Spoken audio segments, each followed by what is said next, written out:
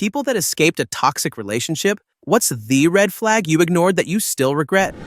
He bragged about how he could manipulate his ex to do whatever he wanted. He'd pick fights with her and then blame her until she complied with his demands. Afterward, he'd be nice again. I thought she was just gullible or a patsy, but he was so skilled at manipulation that it was genuinely scary. He used to pick a fight with me every Friday when I got home from work for the weekend. Then he'd feel justified in going out, partying all weekend, and being unfaithful while I was left in emotional ruin. It got to the point where I would have panic attacks every Friday and dread the weekend. Story 2. The first red flag appeared on our 4th date. We met up with some friends of mine and had a few drinks while we chatted. During this time, my car, which I had driven, got towed. I didn't live more than a mile or so away, and on the walk home, he completely tore into me verbally about what gross ores my friend and I were for being physically active before we were 18. This had been a very brief topic of conversation, and I don't even remember why it came up. He berated me the entire way back to my place, and I, a young 20-something, finally had enough and burst into tears. He didn't have a car at the time, and I didn't have the money or means to get my car back from the tow, so I also couldn't pay for him to Uber home. Once I was in tears, it was like a switch flipped. He instantly went into comfort mode as if he weren't the reason I was upset in the first place. It was the start of many years of emotional abuse, and I wish I had ended things that night to save myself so much psychological turmoil. Story 3. He was an influencer and posted a video montage of our camping trip that didn't show any evidence that I was there. It looked like he had gone camping alone. I had planned the whole trip, driven the entire way, and prepared all the food. Story 4. She lied. I could tell when she lied. I've always had a fairly good BS detector, and she was into me and thought that lying to others proved she was smart enough for me. For some reason, I thought it was kind of cute and free-spirited. I thought she'd never lie to me. At first, she didn't lie to me. I'd watch her lie to everyone else and slowly tried to help her see that it only made her life harder. She was trying to change. We were working on it. Then she didn't lie about important things to me. She wanted to get better, and we were working on it. Then she betrayed me. And when confronted with a heads up that I knew what was going on,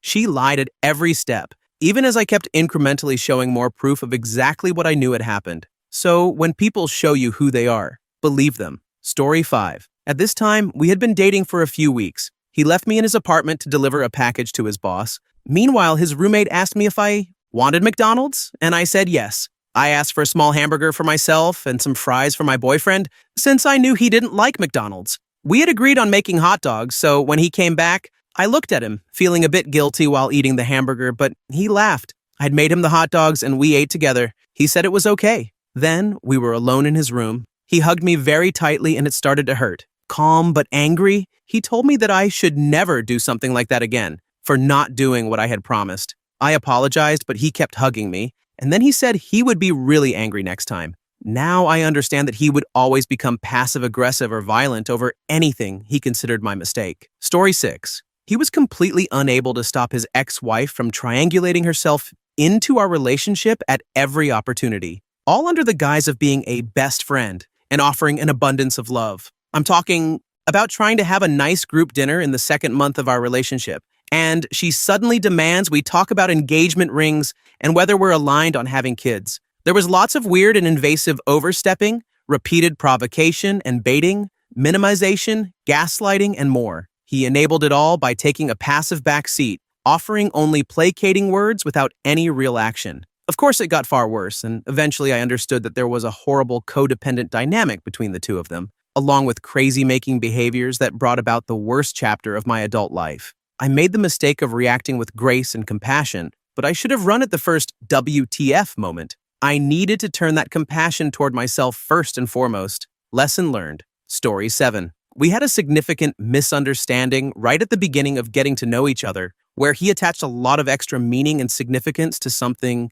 minor I did and got upset about it for days. He never asked me about it or tried to discuss it. He was just super rude one day, and I was left wondering what the hell I had done to deserve that treatment. Eventually, he came back once he'd cooled off, and through casual conversation, realized he had been seriously mistaken and that it hadn't happened at all like he thought. He felt like a jerk and apologized, and I'm a pretty forgiving person, so I agreed to continue dating him. In retrospect, I shouldn't have. That pattern repeated throughout our years-long relationship. Massive projection, misreading things, misunderstandings that were always somehow my fault, until it was discovered they weren't my fault at all. nor were they really what happened. It wears on a person over time. You can only apologize so much before you begin apologizing just for existing. Story 8. His friend group actually hated him, but couldn't get him to leave them alone. That ended up being exactly what happened in our relationship.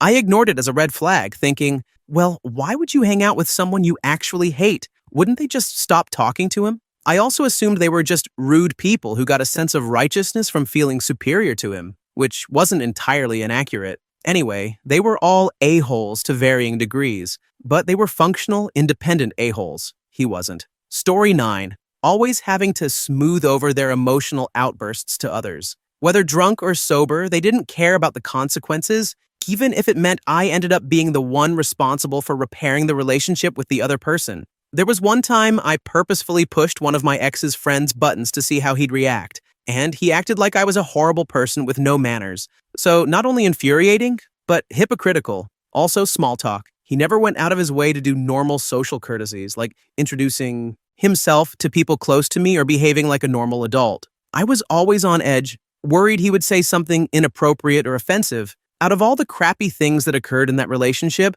the points above are what still baffle me to this day. How a grown man could act that way and still move through society with a chip on his shoulder. Story 10. When I met him, he was couch surfing and didn't have a car. He used other people's houses and my car for about a year. Never stay with someone just because they make you laugh. It will not get better, and they will never be stable, no matter how much you try to help them. The only solace I got was taking myself off the lease for my apartment since he wouldn't leave. The rent accumulated in his name, and he got evicted while I was able to get my own apartment elsewhere. Story 11. She came from a chaotic, broken family situation. Her mother and father were divorced. He was on his third marriage, she on her. Second, she had 4 kids by 3 fathers. Her older half-brother and sister were both married to awful people and subsequently divorced. But she had a good head on her shoulders and was very well adjusted. The problem was that she had never been exposed to anyone who could make a long-term relationship work, had never seen anyone work through relationship conflicts, and had never been given reason to believe that relationships could last.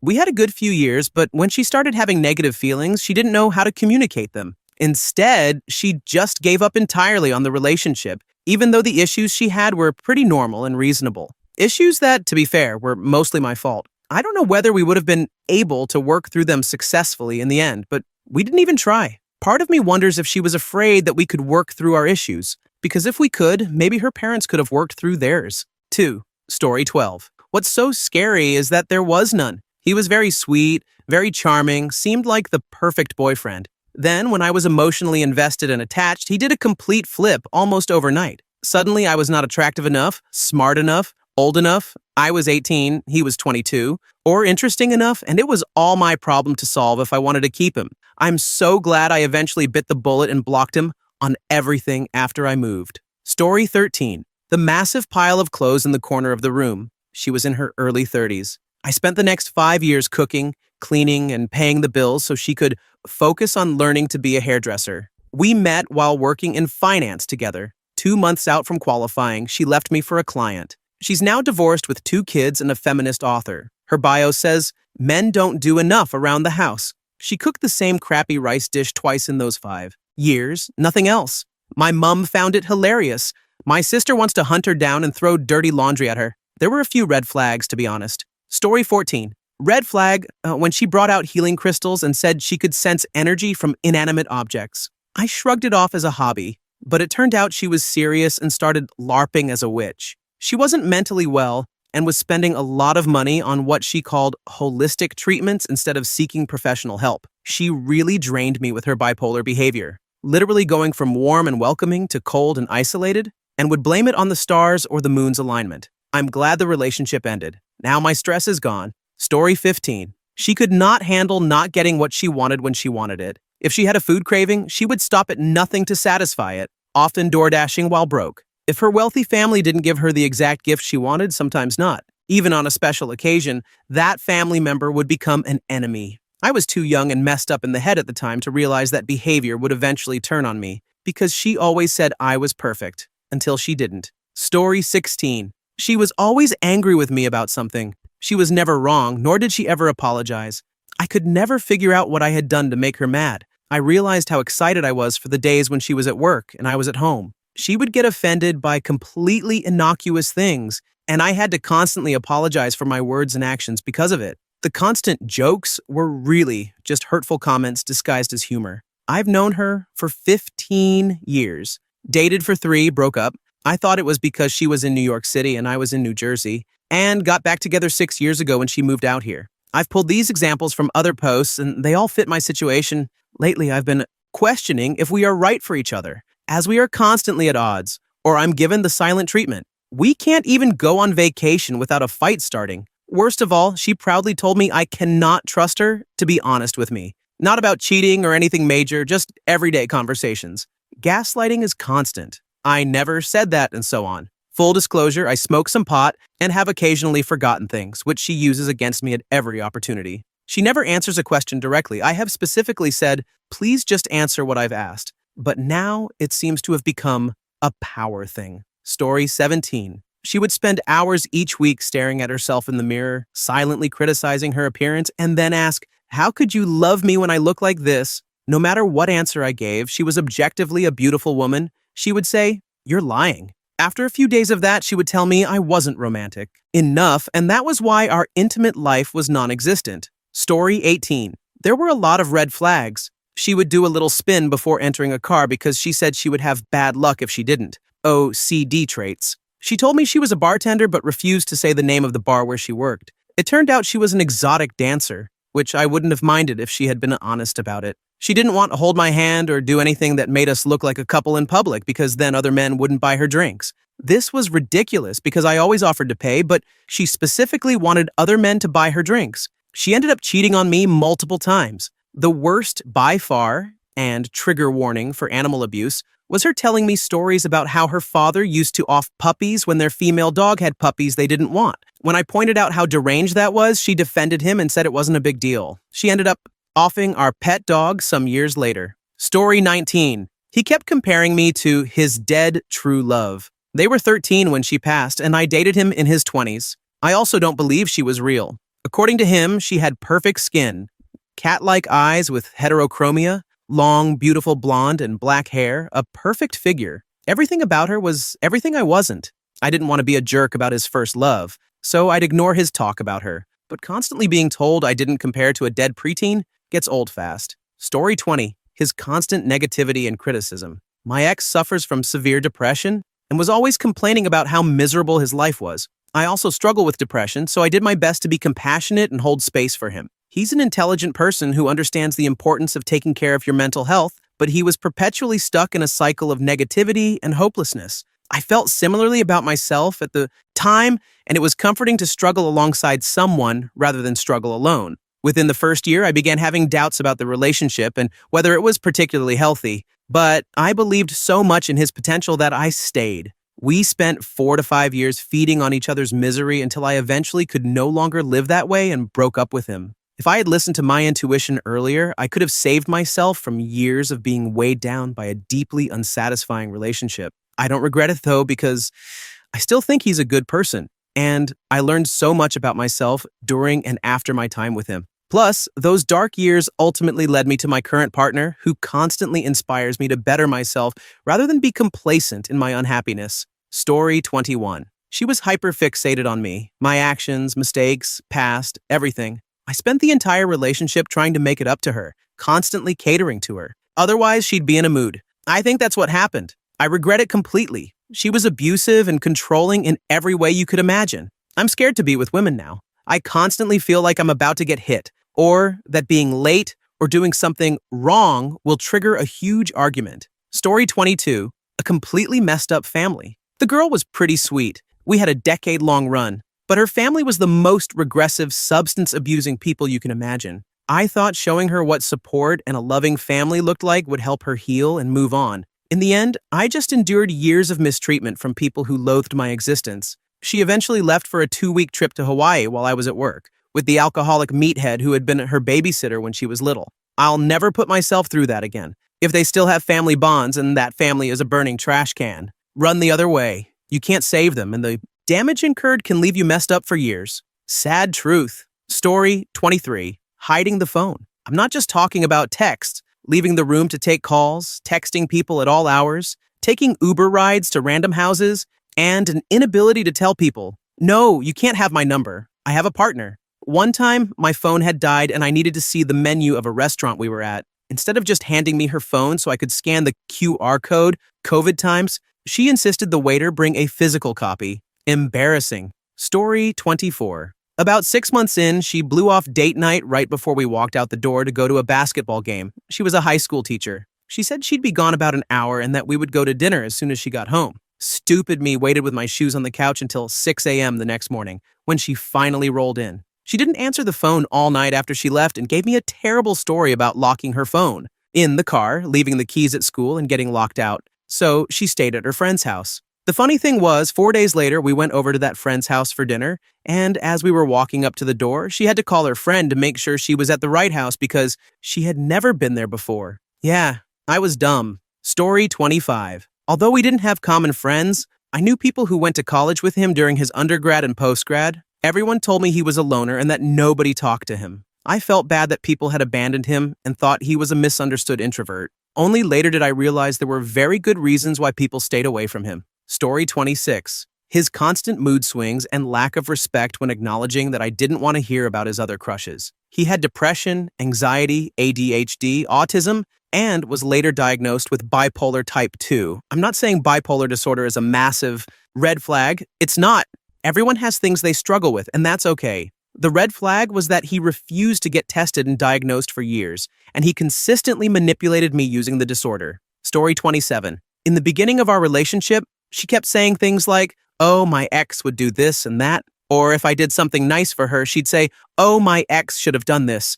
About 3 to 4 months in, she told me in the sweetest, most innocent voice that her ex had stolen a kiss from her. I thought, oh, what a jerk. She obviously didn't like it and didn't continue. About 3 weeks later, I walked in on her giving him blowy. Boy, was I dumb and naive. Story 28. My ex-husband answered a text message on my phone pretending to be me, sent to a guy friend who wanted help picking out his classes for the next semester. I had graduated a semester early, and my friend wanted to do the same. My ex never apologized or acted like what he did was wrong. He was my first boyfriend, and I eventually married him. I divorced him 12 years later because he couldn't stop cheating and lying to me. Story 29. The lying and gaslighting started within the first few weeks of our relationship. Overreactive shows of dedication to change only lasted a day or two. The insane double standards. My utter dependence on his happiness with me. This was all within the first couple of months. I tried standing up for myself and not faltering. It didn't work because he wasn't ready for that. These were all displays of emotional immaturity and codependence on both of our parts.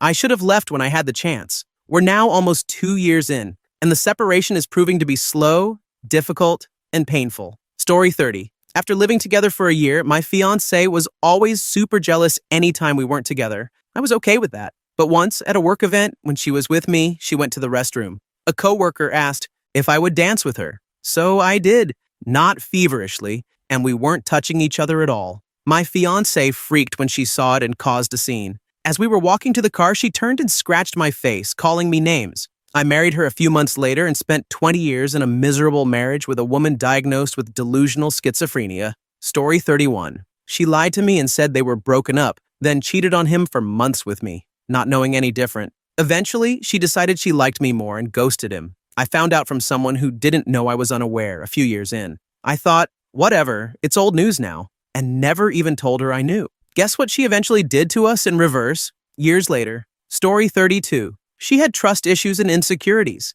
She had a pretty troubled past with being cheated on and experiencing physical and verbal abuse. But even when we were at our best, she said she could never trust anyone. When I asked me, she said, what if I trust you like 90 to 95%? We were talking about trust, and I completely trusted her, but she would never trust me 100%. I never cheated on her or anything. I understood why she was like that, but regardless, she never changed or sought help to work through her traumas. I chose to just understand and be happy together. Story 33. She always had time for everyone else, but not me. Festivals, shows at bars, spontaneous trips to a different city a few hours away, no problem. Spending more than an hour or two with me each week couldn't be done. Of course, when she needed lunch, money, or anything else, I was the go-to. Anything else? I'm just too busy. But things will change soon, I promise. Story 34. I proposed to my girlfriend by cutting up all of my plaid shirts that she didn't like and hand sewing them into a pillowcase with "Will you marry me" on it. I'm not super crafty and was busy with grad school, so this was a multiple month effort, not to mention all the ribbing from my engineering roommates. The first thing she said when I gave it to her was, "You should have made it bigger since I have a body pillow." Then she critiqued the buttons. "I just use the normal button spacing on a shirt." Then she said, "I guess." So many red flags, but that really should have been the final one. Story 35. Love bombing. I was 18 at the time and had never heard of love bombing, and it took me a couple of more years to learn about it and recognize what had happened. I started talking to someone I had mutual friends with but had never met. He was sweet and cute, but within not quite 2 weeks, and without even meeting, he was already saying that he loved me and promising all sorts of things. We eventually met. The first couple of months were perfect.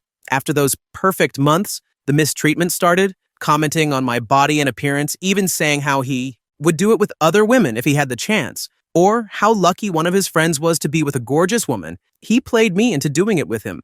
I was young, in love, and I do not think I would have broken up with him otherwise. The only reason we broke up was that he got me pregnant. I do not think he actually saw a long-term future with me, despite what he said. I'm also fairly certain he cheated on me the night before we broke up. So if someone is promising a lot, being overly sweet, or moving too quickly for the amount of time you've known them, look into love bombing and run. Story 36. After a month of dating, he started telling me he was seeing me, watching other men in public. I was not. He then became upset anytime I interacted with or was nice to another guy, saying I was being flirty. Soon, even hanging out with my friends became an issue. He ended up being super controlling, and everything was always my fault. I stayed with him for 10 months. I was so in love with him. I am proud of myself for not staying any longer. Story 37. I had never been an angry person. I was always the laughing, fun, down for anything girl. One night, I got so mad at him that I yelled and threw a bowl across the room. He made me feel angry, helpless, and crazy. I wish I had left that night. Instead, I stayed for a few more months, even as he cheated, punched holes in the walls, left me stranded at his brother's wedding on the other side of the state, and told everyone he was caring for me because I was depressed, which was not true. One day, we were watching his old high school soccer team play. He did not know anyone on the team. He was just obsessed with high school. He started screaming at the players for sucking,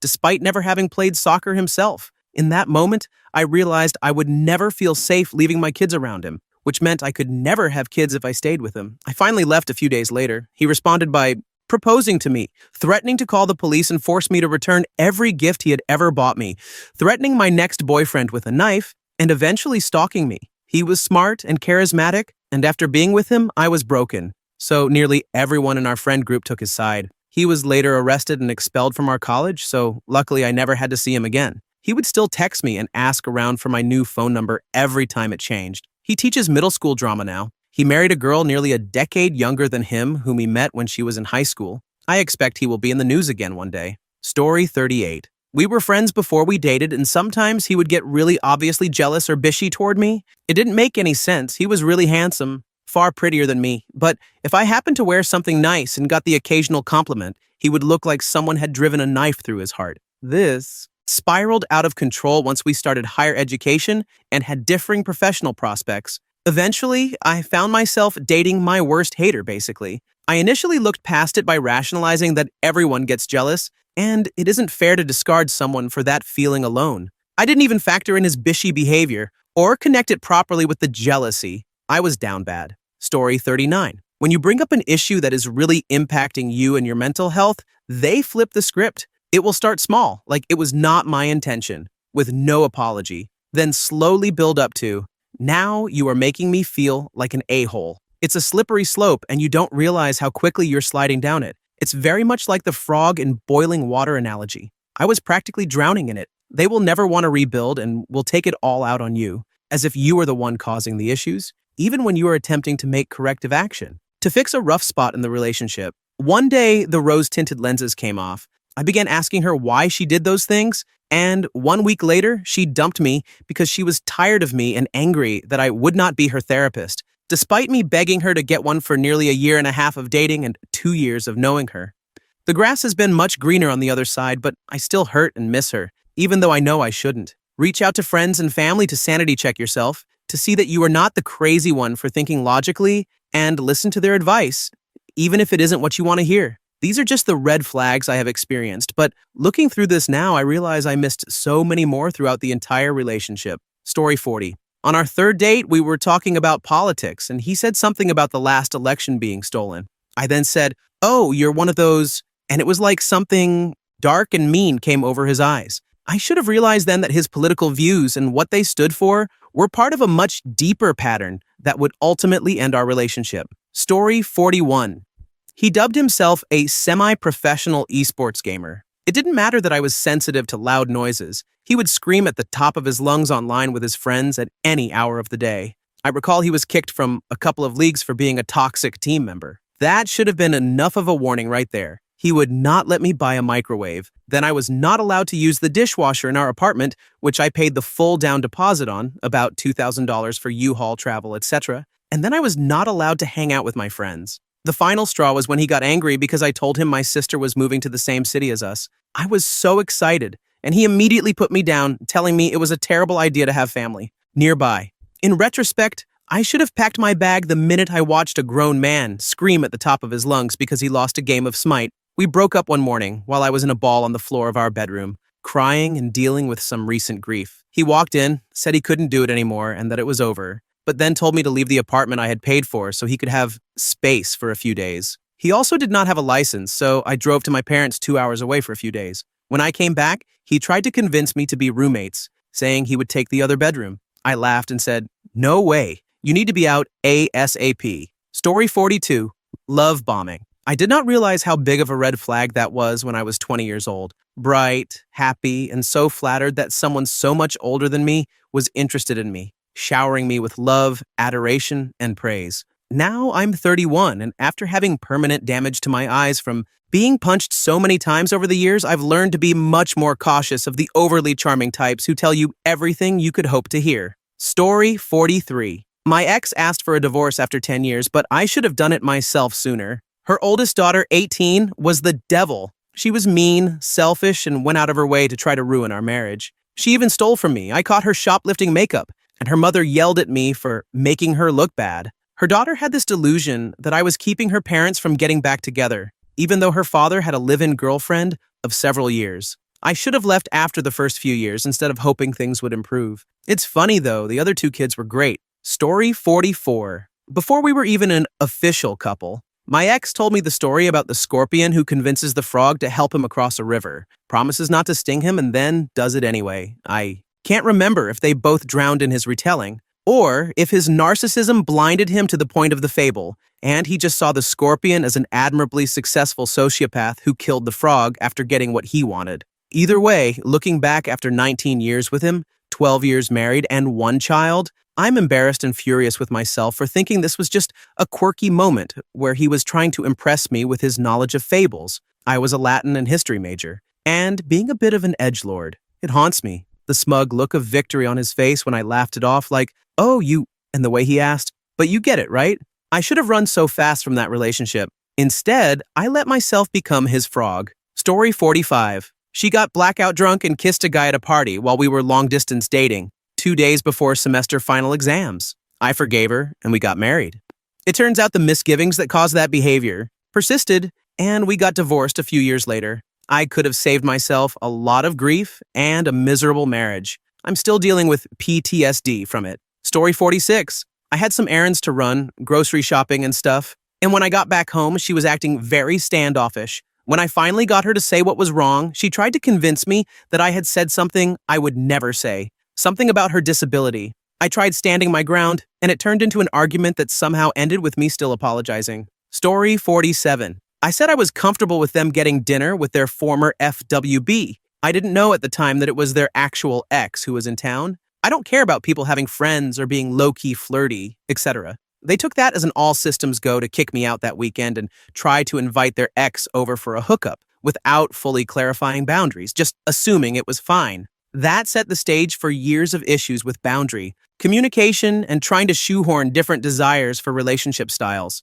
Story 48. We were on the cusp of moving in together. I had already ended my lease, and days before the move, she blew up an argument and ended it with, "I don't know if we should even move in together." Looking back, it was 100% a power play to make sure I felt helpless in the moment and then grateful for shelter once we were together. Story 49. The red flag wasn't even from the guy himself, but from the person who set me up with him. When she recommended I go out with him, she basically said, "He's lonely, hasn't been in a relationship in a while, and doesn't get out much," without listing any good qualities or why we'd be compatible. It turns out the reason he was lonely and hadn't been in a relationship was because he liked to discuss why certain types of women deserve to be physically beaten or assaulted, and also talked about why he sympathized with school shooters. The person who set me up was horrified when I told her these details, though she did admit she had thought he was bad at social skills and might do better with a nice girlfriend helping him out. Story 50. A girl I barely knew came up to me at a party I was attending with my boyfriend of just a few days at the time.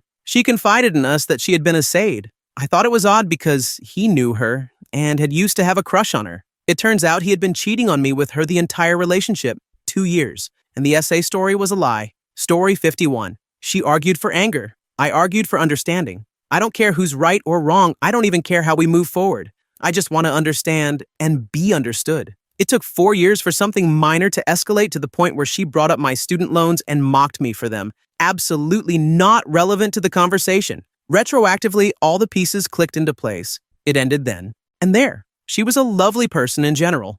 Devilish when upset. And she actively looked for ways to get upset. Very toxic. Story 52.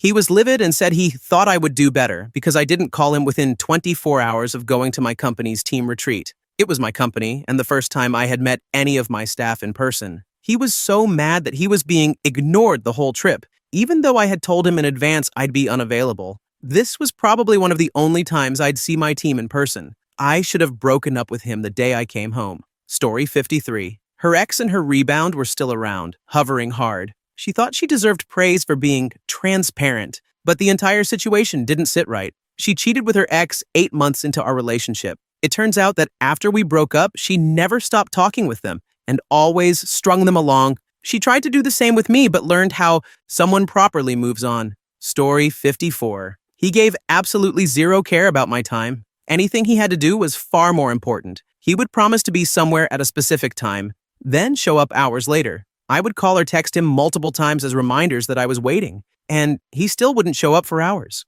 One time he knew my grandparents and I were waiting on him to move something. I had given him the time several days in advance. He still made us wait over an hour because he chose to spend time with his cousin and was sitting down for dinner when he was supposed to be helping us. Moral of the story, if he doesn't respect your time, he won't respect you. Period. Story 55. Refusing to accept boundaries and just playing stupid. She spent all the cash I had in my food envelope on Halloween decorations. Even after I explained that I was going to spend every cent on groceries to feed us until payday, she told me that she and her friend had discussed it and decided it would be okay. She wore a studded belt and pants into my friend's new car, which had leather seats. I asked her not to because there was no way to avoid damaging the seat. She changed pants, but we couldn't see the belt under her hoodie. When she slid across the seat, she shredded the damn thing. My friend was devastated, but said he'd be fine with an apology, since he agreed she might have thought the long hoodie would protect the seat. Instead, she looked us both in the eyes, laughed, and said, "Oh, no, I didn't do that." She got a dog when we were about to move from our roommate's house to a trailer. The park didn't allow dogs, and she knew that. I dealt with her nonsense for roughly 9 years before I bailed. I realized I'm not bisexual, just gay, and dumped her the Friday before Christmas. Within minutes of me driving away, she was posting online that I had been cheating on her and that she had caught me, all while messaging me that she knew she was lying, but was upset. When I went to pick up more of my belongings, she started screaming at me, so I called the cops. She tried to call as well and claimed that I was yelling at her. I have autism and sometimes get into difficult situations, and abusers tend to find me. I'm happily single and plan to remain that way for the foreseeable future. I've learned the language abusers use and their methods. I know now that when someone ignores me in front of others but acts really interested when we're alone, there's a reason. When I'm in a long-term relationship, doing all the work, paying bills, and going to work every day, and they suddenly start praising me nonstop when I bring it up, there's a reason for that too. Story 56. I think the first red flag, or at least one of the early ones, was the way her family acted. Her parents had an adult son living at home and they treated him terribly, ordering him around and talking about him as if he weren't there. Once or twice, they tried to order me around as well. A couple of times I complied just to keep the peace, but I eventually put my foot down and started refusing, and they stopped. After a couple of years, her dad went back to ordering me around. It escalated into real arguments a few times, and I began to find any excuse not to visit. After a few more years of dating and then being married for a while, I realized she had gradually conditioned me to accept the same treatment from her. It had been so subtle that I hadn't noticed. I grew more and more miserable and insisted we go to couples therapy. I cried largely about how miserable and alone I felt, and she sat there with no visible emotion at all, talking instead about how she needed me to do more chores. The therapist bought into the stereotypical husband who doesn't contribute around the house narrative. Rubbish in this case, though I know it is real in many situations, and persuaded me to agree to take on a bunch of extra chores. I was so miserable and it felt so unfair that I spent a month recording exactly how much time each of us spent on chores around the house.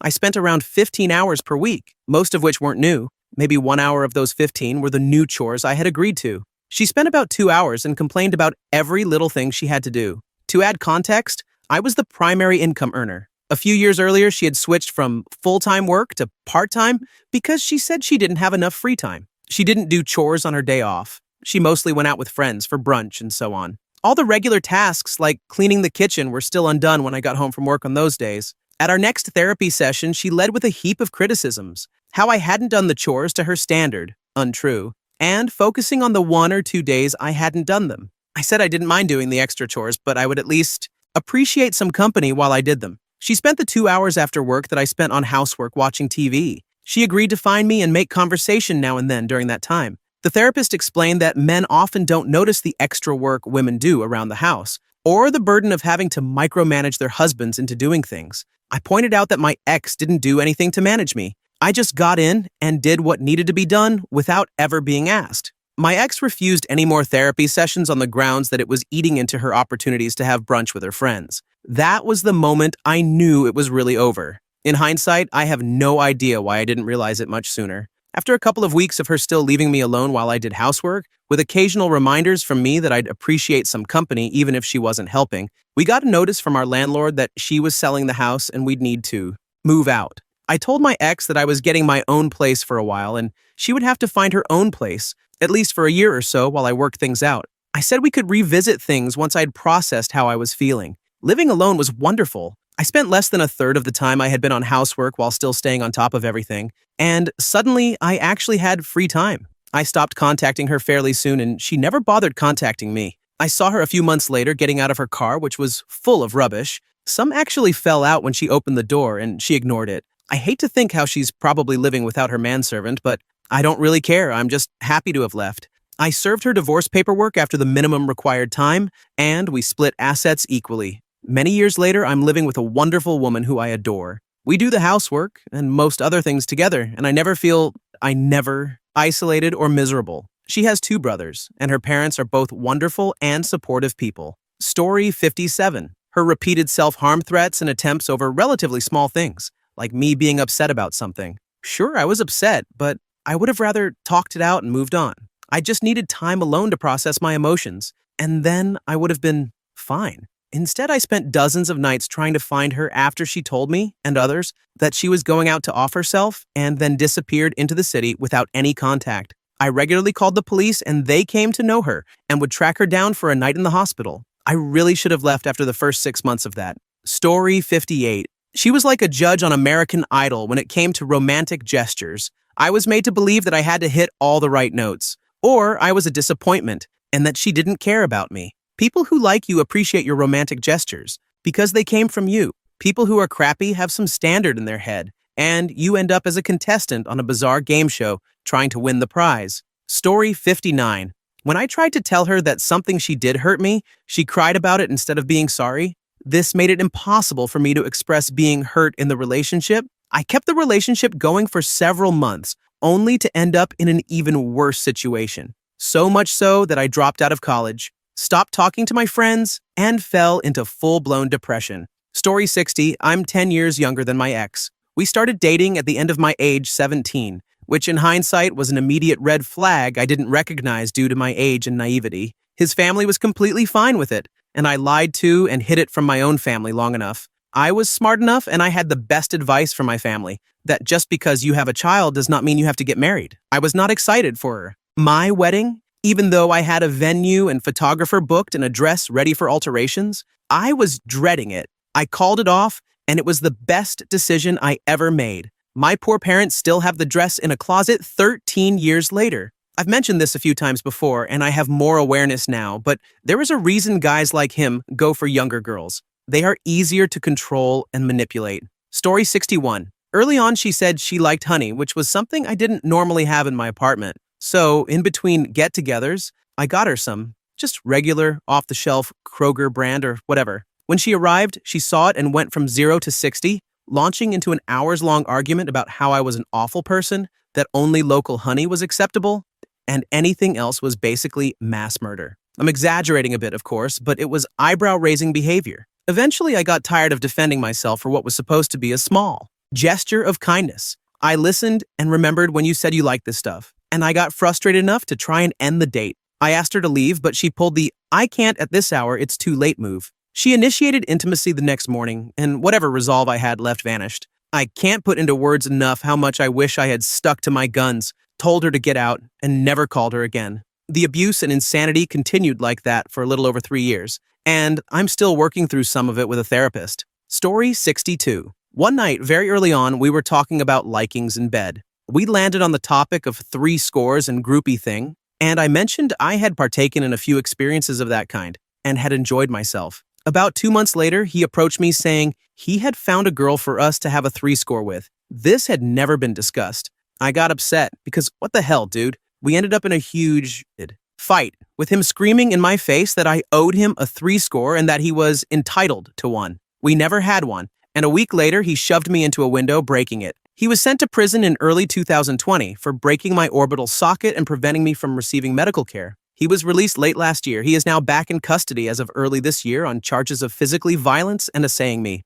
Awaiting trial, so forgive the vagueness. By God, I wish I hadn't ignored that first major, glaring red flag. Story 63. Not abusive, but overall a net negative. A person who constantly took and rarely gave. When he left me, it felt like a dark cloud lifted. It was hard to see while I was in it because there were great times and I loved him, but I'm so much happier now. There were a few big red flags in the beginning, but I caught feelings quickly and had great chemistry, so I overlooked them too easily. The first was the 9-year age. First was gap. After 4 years, it became incredibly obvious why he needed to date someone in a different decade. He had essentially 0 emotional intelligence before me. Had I known then what I know now, I could have saved myself a lot of heartbreak. I blamed almost all of his dysfunction on trauma, and as someone who has also experienced trauma, I forgave and overlooked too easily. Trauma is an explanation, not an excuse for behavior. He made so many promises but never followed through. He talked a big game but never made any real progress.